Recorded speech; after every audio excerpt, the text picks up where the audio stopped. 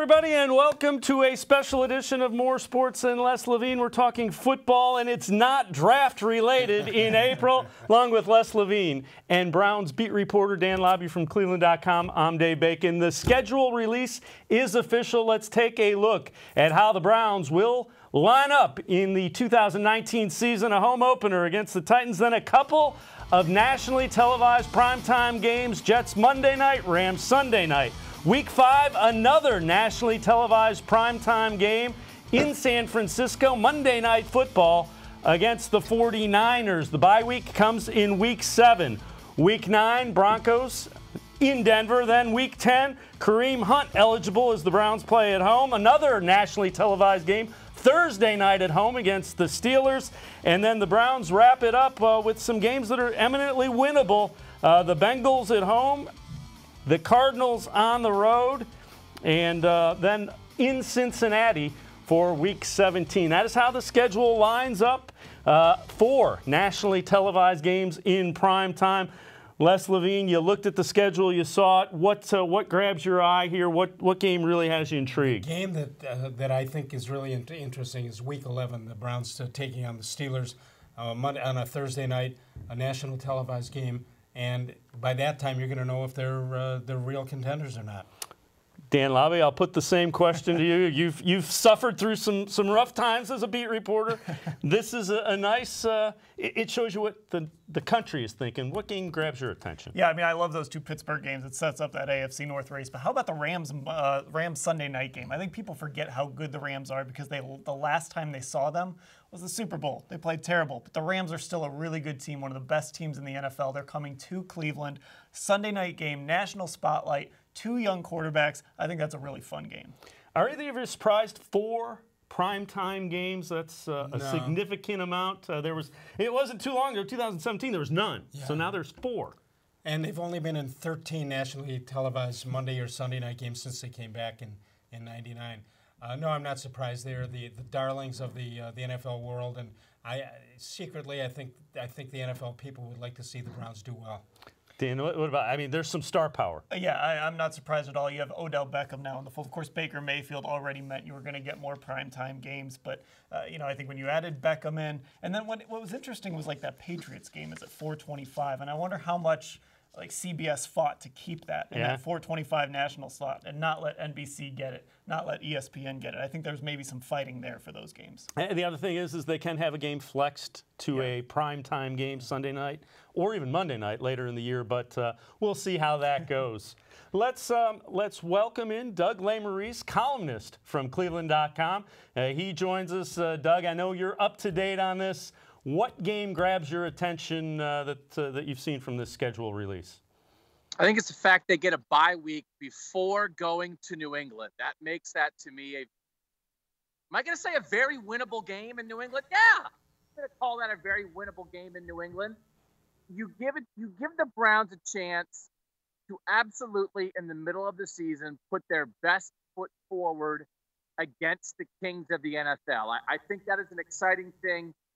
The schedule could have put you in a position where you would have decreased the chances of putting your best foot forward. For instance, they're going to play Seattle at home coming off a Monday night in San Francisco. I think they might lose by 40 at home to Seattle that day. But I think it's going to be good for everybody. You're going to get a real test of where the Browns are because they'll be peaking then. Well, the thing I got to ask you, Doug, you've been on record as saying you think this team's for real. I'm going to put you on the spot. Give me a prediction. What do you think the win-loss total is here? And you said there's some things that set up and some things that are challenges. So we all do this. We go through the schedule. So people may know that in December I said 12-4 for the Browns, looking at who they would play. Now, after seeing the schedule, I am possibly hesitating a bit. I went through game by game very quickly, and I got 14-2. So I'm locked in on 12-4. I never was kidding. I was not kidding in December. I was not kidding when they got Odell Beckham. I am not kidding on schedule release day. They can go 7-1 in the second half of that season. When you end Cincinnati, Baltimore, Arizona, Cincinnati, they're going to be in a playoff race and in a position to win games. 12-4. No doubt. It's never been a doubt in my mind, and this only reinforces 12-4 to me.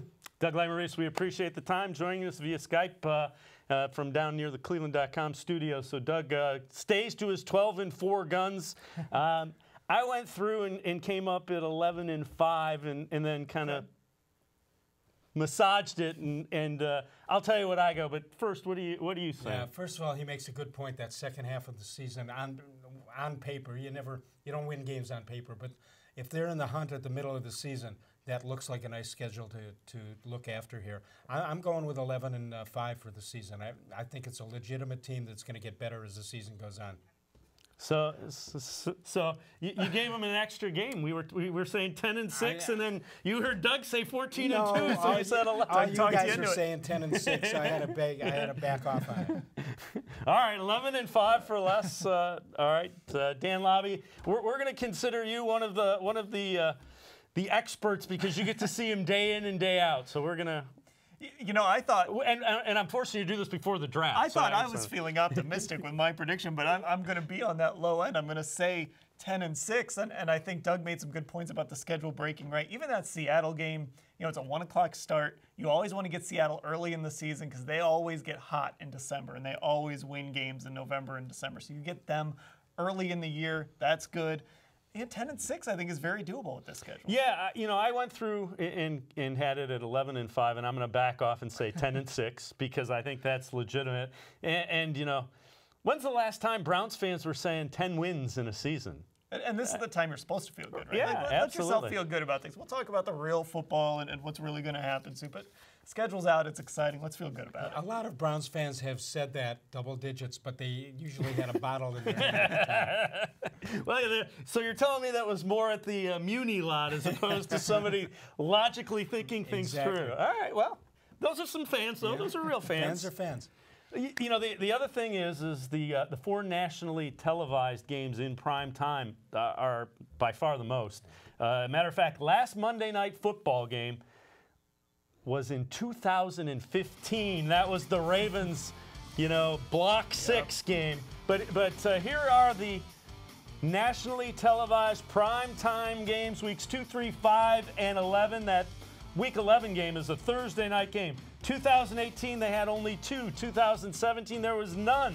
2016, just 1. 2015, just 2. 2014, 1. 2013, just 1.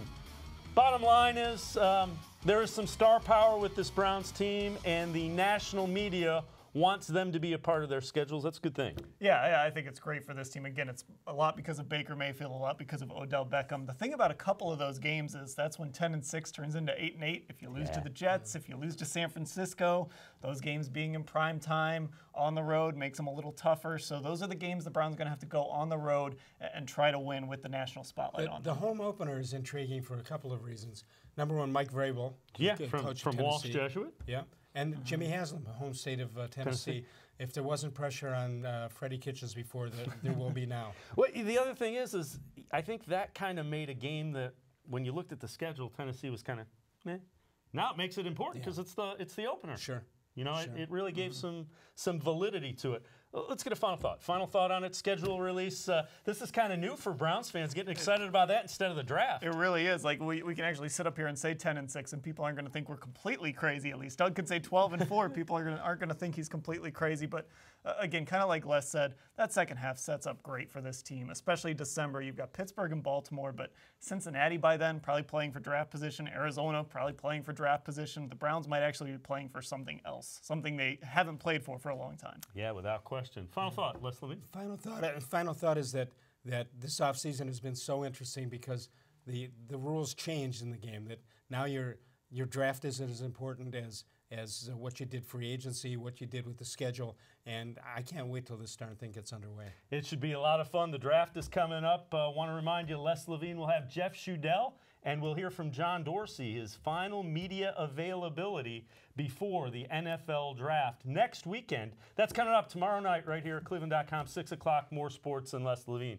For Dan Labbe, Doug Lesmerises, Les Levine, I'm Dave Bacon. We appreciate it. We've had a lot of fun. Schedule release is here, and we're thinking the Browns are a playoff team. Have a great night, everyone.